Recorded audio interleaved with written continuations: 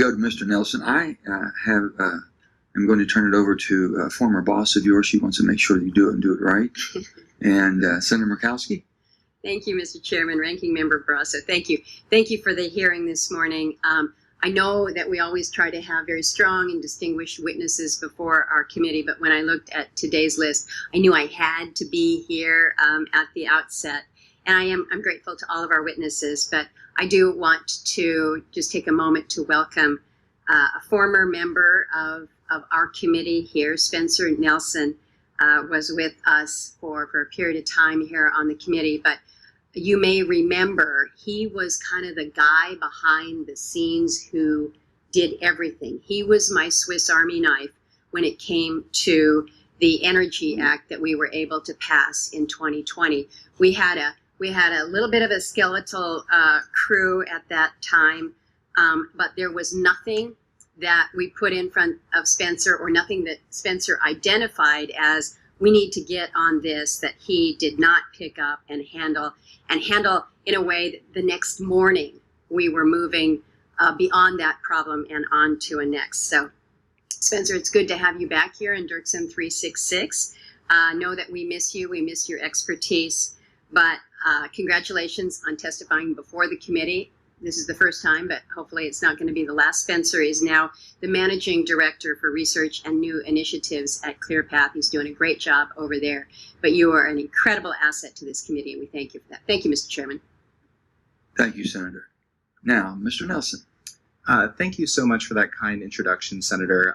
It was a true pleasure to work with this committee and all the wonderful members and staff, and it's something I'll never forget. And we accomplished so much.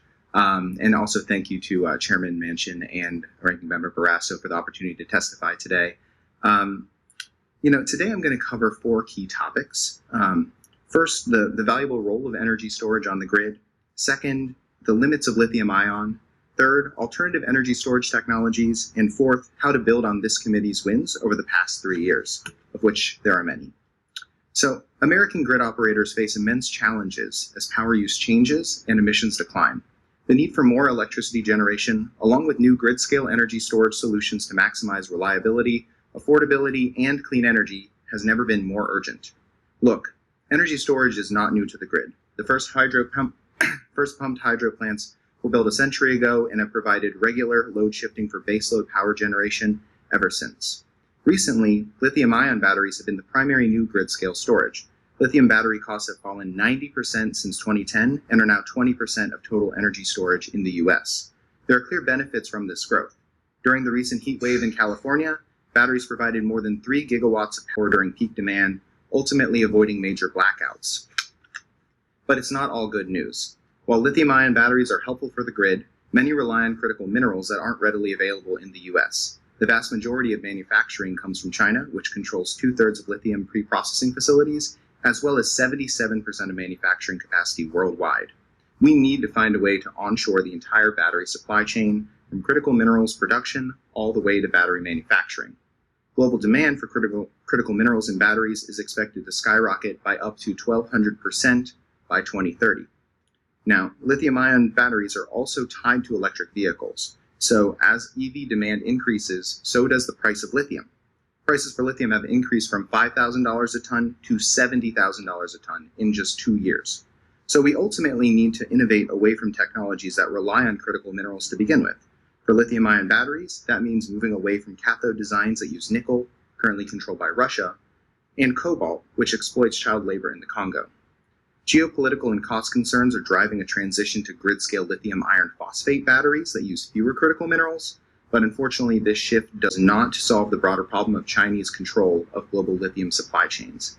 As the share of renewable energy on the grid grows to as much as 40% by 2050 or more, reliability will increasingly depend on whether the wind is blowing or the sun is shining. And if the weather doesn't cooperate, long-duration storage is the best way to provide hours or days of energy capacity. Lithium-ion batteries are fundamentally impractical for this long-duration storage. They'll help shift daily demand, but will not solve the seasonality problem that could occur with increased use of renewables. We should invest in non-lithium technologies that can provide 100 hours of storage or more. Several categories of energy storage, like thermal, chemical, and mechanical, could provide affordable long-duration storage. For thermal energy storage, a great example is TerraPower's Natrium nuclear reactor being developed in Senator Barrasso's home state of Wyoming.